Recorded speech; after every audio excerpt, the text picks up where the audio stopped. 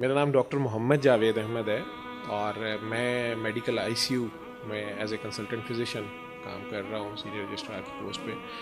और इलामा Iqbal medical college का मैं ग्रेजुएट हूँ 92 का।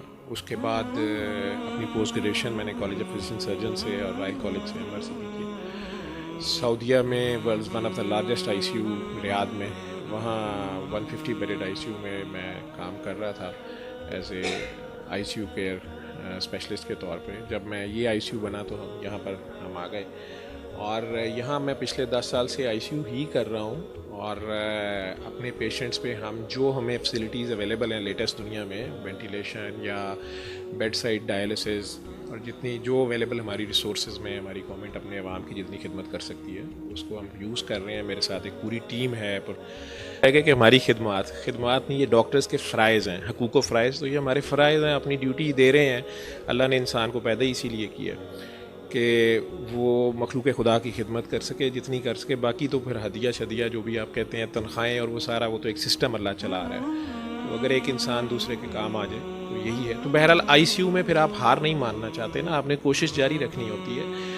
और वो सारा कुछ हम कर रहे हैं। जो आप सूरह रहमान की बात कर रहे हैं, ये भी एक ट्रीटमेंट मेथड के तौर पे हमने इसे अप्लाई किया।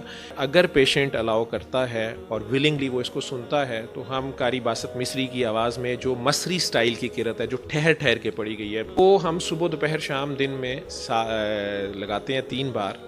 और मरीज़ अगर बेहोश है तो वो तो वैसे ही सुन रहा होता है, या उसके रिलेटिव अगर छोटा बच्चा हो तो उसके माँ बाप को पर्टिकुलर कहते हैं।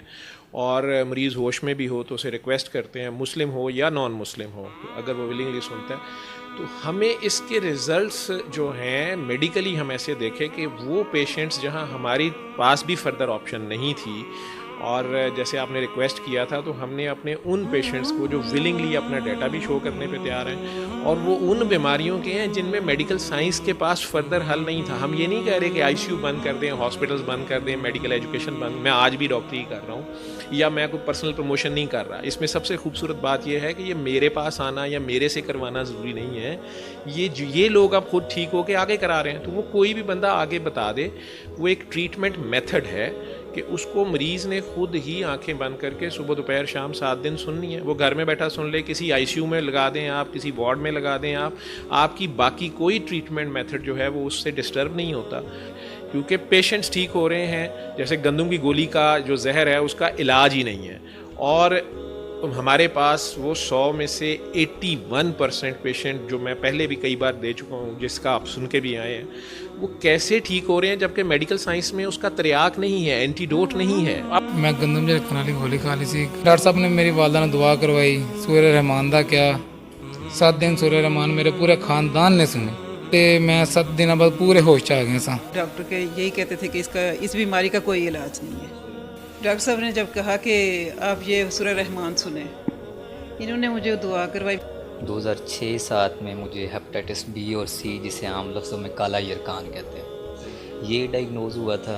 सर ने मुझे ब्लैक कार्ड, जो पहले भी सर दिखा चुके हैं, तो सूरह रहमान का तरीका बताया। और वो तरीका बताने के दौरान मुझे सर ने कहा कि अपना दिल साफ़ करो, जिस चीज़ ने मुझे पंच किया और मुझे आज भी याद है, और सबको माफ़ करो, अपनी गलतियों पर शर्मिंदा भी हो जाओ। तो ये इस तरीके मुताबिक आपने 7 दिन पूरा करना है। मेरा अपना मेरेकुलस रिज़ल्ट है जो कि साइंस नहीं मान रही। वेट गेन, बीपी, यानी कि तरह तरह के पैंक्रेटाइटिस, आईसाइट वीक हो गई, यानी कि बहुत ही ज़्यादा मसले मसाइल शुरू हो गए थे। डिप्रेशन इससे बढ़ के था कि लगता था दुनिया ख़त्म हो गई है। फिर किसी ने बताया सूरह रहमान का, तो सर के पास आए, सर ने दुआ का बताया।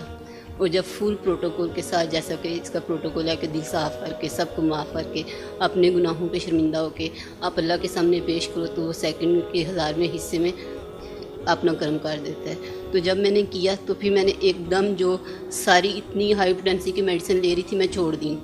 तो छोड़ने के बाद ये नहीं कि ये वक्त जो मैं एक इवन यहाँ तक हो गया था कि मैं कपड़े नहीं चेंज कर सकती थी, कंबल खींच के अपने ऊपर नहीं ले सकती थी, इतनी मेरी हड्डियों में पेन होती थी और पता नहीं क्या।